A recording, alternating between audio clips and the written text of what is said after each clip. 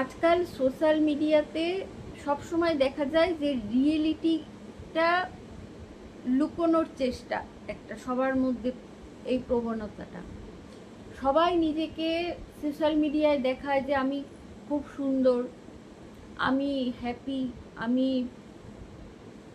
খুব রিচ, আমার জীবন এতটাই মানে এতটাই আর কি ভালো যে লোকে দেখে ঈর্ষা করার মতো,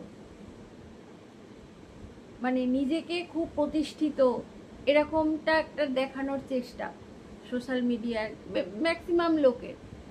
কিন্তু রিয়েলিটি তাদের অন্য। সোশ্যাল মিডিয়ায় দেখা যায় যে যে যতটা সুন্দর দেখাচ্ছে তাকে, বা যতটা রিচ দেখাচ্ছে তাকে, বা যতটা তাকে খুশি দেখাচ্ছে, বা যতটা স্টাবলিশ মনে হচ্ছে, রিয়েলিটি অন্য। রিয়েলিটি মানে রিয়েল লাইফে সে সেটা নয়।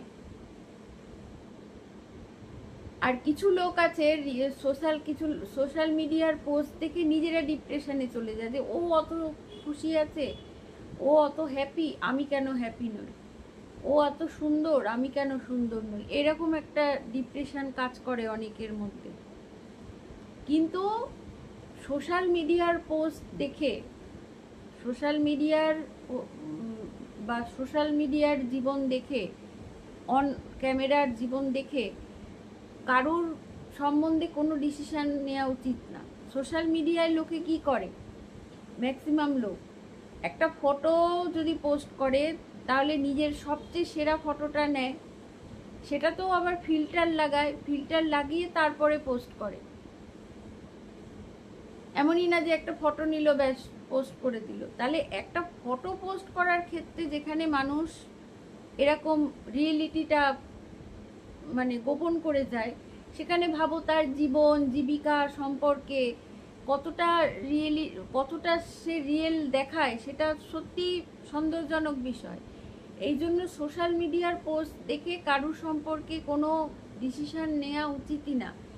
এমনও দেখা যায় যে সোশ্যাল মিডিয়ায় ভীষণ হাসি খুশি, ভীষণ হ্যাপি দেখানো মানুষ